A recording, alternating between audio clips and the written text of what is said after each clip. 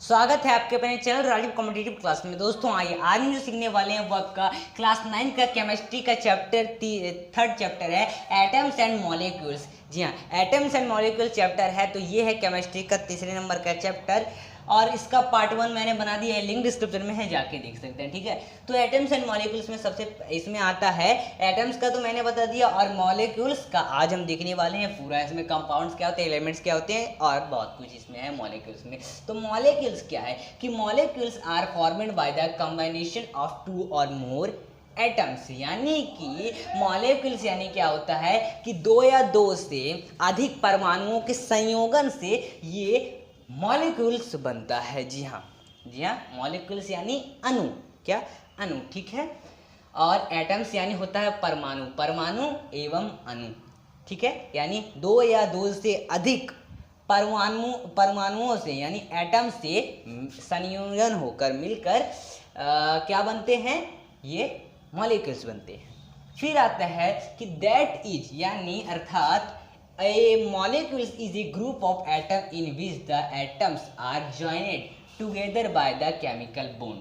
जी हाँ, इसका क्या मतलब होता है, यानी अर्थात परमाणु जो है वो अणु जो है, यानी मॉलिक्यूल्स जो है वो परमाणुओं का एक समूह है, यानी एटम्स जो है आपस में, जी हाँ, आपस में जुड़कर मॉलिक्यूल्स बनते हैं। तो यही है आपका मॉलिक्यूल्स, ठीक है। Molecules are 2 types. जी हाँ, मॉलिक्यूल्स जो है वो आपका 2 टाइप्स का है। मॉलिक्यूल्स 2 टाइप्स का है। तो ये कौन कौन सा है, इसमें फर्स्ट जो आ जाता है वो आपका आता है क्या होता है, elements, molecules of element, molecules of elements. And दूसरा होता है मॉलिक्यूल्स ऑफ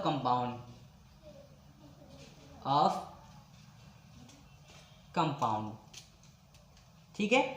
तो ये इसके 2 पार्ट्स हैं। अब इसमें भी आ जाता है बहुत सारी चीज। तो मॉलिक्यूल्स ऑफ एलिमेंट्स ये क्या होता है, जी हाँ, मॉलिक्यूल्स एलिमेंट ये बड़ा ही सिंपल तरीके से समझना है। इसमें मॉलिक्यूल्स एलिमेंट यानी क्या होता है कि तत्वों का अणु, और मॉलिक्यूल्स ऑफ कंपाउंड यानी होता है यौगिक का अणु। तो मॉलिक्यूल्स ऑफ एलिमेंट्स क्या है, ये एलिमेंट यानी होता है कि एक ही प्रकार के संयोजन से मिलकर बना हुआ है, यानी एक ही प्रकार के एटम के जुड़ने से मिलकर बना हुआ है, और इसमें कोई और मॉलिक्यूल्स नहीं है, बस एटम्स से ही मिलकर, एक ही प्रकार के एटम से मिलकर ये मॉलिक्यूल्स ऑफ एलिमेंट है। यानी जैसे कि हाइड्रोजन है एंड प्लस इसका हाइड्रोजन, तो ये तो हो गया एलिमेंट्स।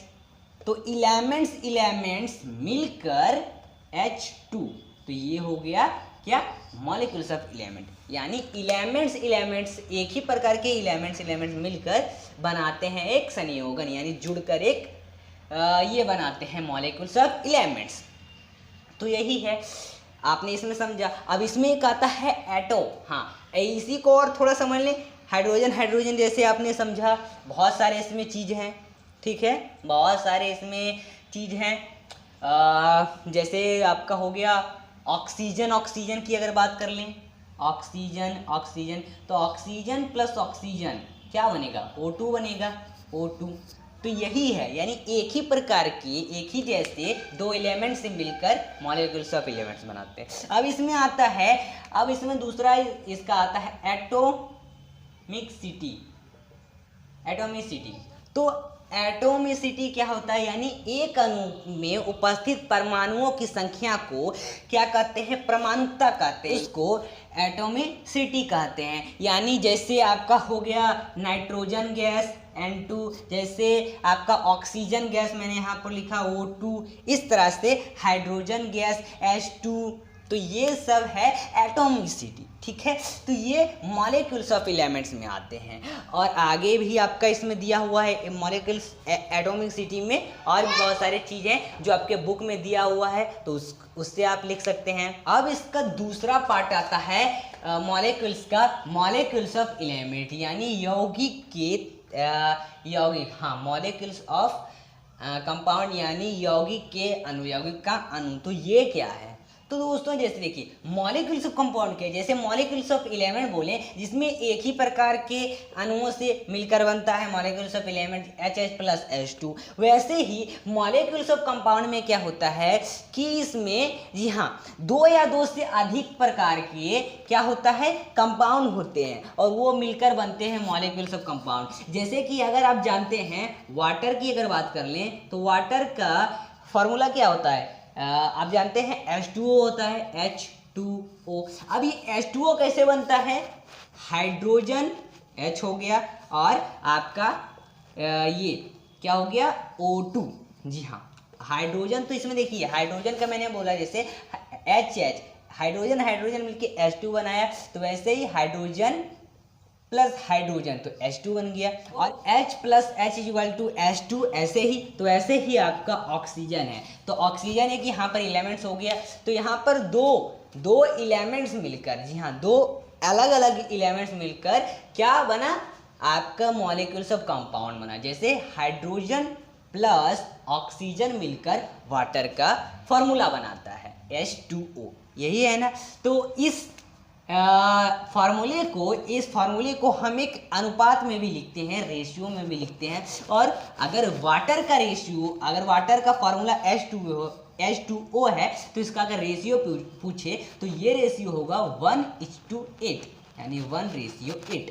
इसी के साथ जैसे देखिए वाटर का हमने बनाया, अगर और हो जाए तो जैसे अगर लिखा हुआ है आपका अमोनिया, तो अमोनिया का अगर फॉर्मूला है NH3, जी हाँ तो ये NH3 कैसे बनता है, जी हाँ यानी दो से अधिक एलिमेंट्स मिलकर अलग अलग एलिमेंट्स बनकर मॉलिक्यूल्स ऑफ कंपाउंड बनाते हैं। और इसमें क्या होता था, एक ही जैसा मिलकर बनाता था मॉलिक्यूल्स ऑफ एलिमेंट।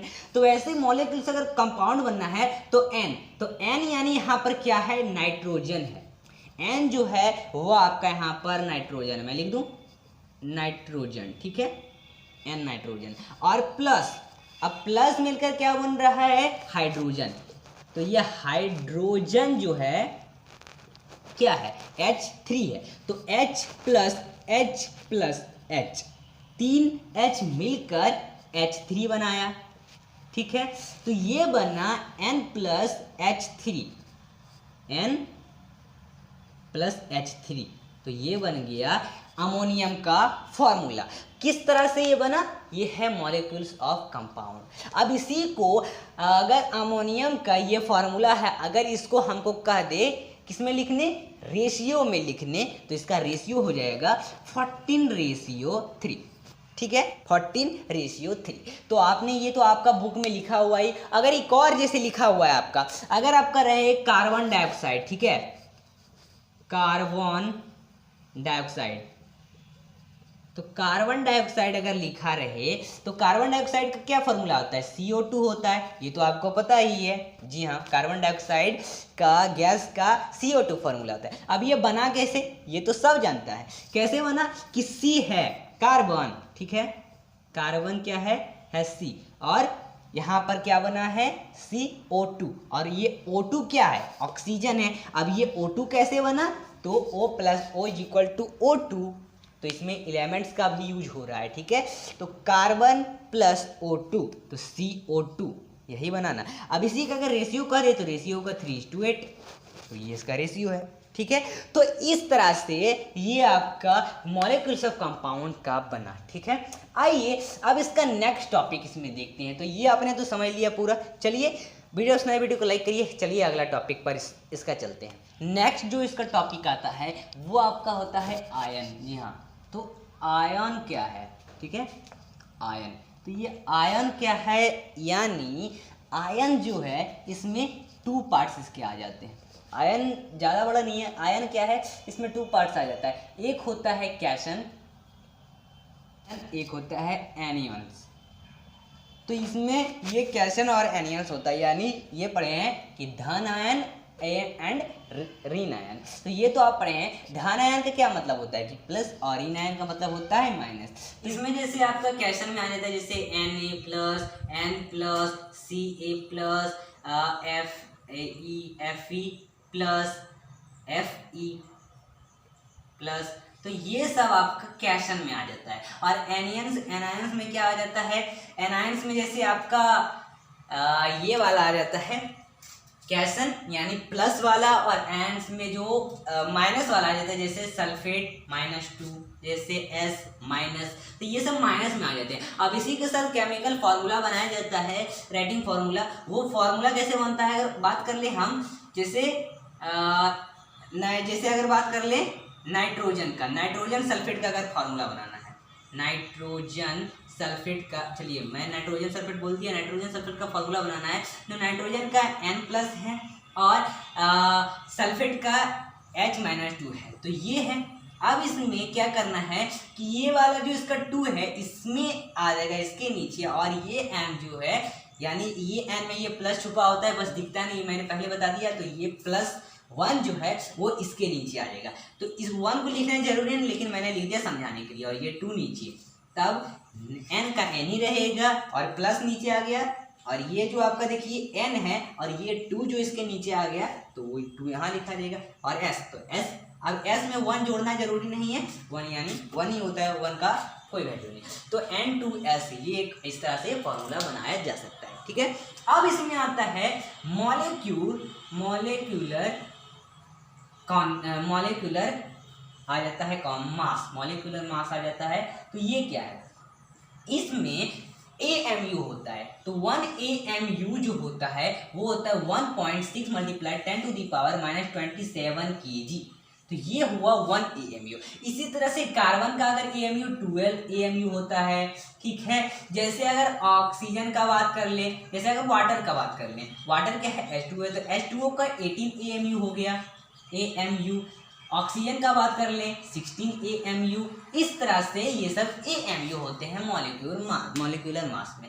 एक और होता है इसमें, वो होता है मोल कॉन्सेप्ट। अब ये मोल कॉन्सेप्ट का क्या मतलब है, मोल कॉन्सेप्ट यानी होता है कि एक मोल, हाँ ये क्वेश्चन आ सकता है कि 1 मोल = 1 मोल = कितना होता है। 1 मोल लिखेंगे 6.022 × 10⁻23, तो ये हुआ 1 मोल। अब इसको हम कहते हैं एवोगाड्रो नंबर। अब इस नंबर को याद रखना इंपॉर्टेंट है, तो ये है मोल कॉन्सेप्ट। तो यही आज का टॉपिक था, एटम्स एंड मॉलिक्यूल्स का पूरा चैप्टर आज हमने खत्म किया। जहाँ दोस्तों अगर ये वीडियो पसंद आए, वीडियो को लाइक करिए, चैनल को सब्सक्राइब करिए। फिर मिलते हैं अगले वीडियो के साथ, तब तक के लिए बाय बाय। और ये आपका चैप्टर 2 है, जी हाँ, इस मतलब चैप्टर 3 है केमिस्ट्री का, और इसका लेक्चर 2 क्लास 2 इसका ये खत्म होता है, ठीक है। तो वीडियो को लाइक करिए और अगला वीडियो को देखने के लिए चैनल को सब्सक्राइब करिए। फिर मिलते हैं।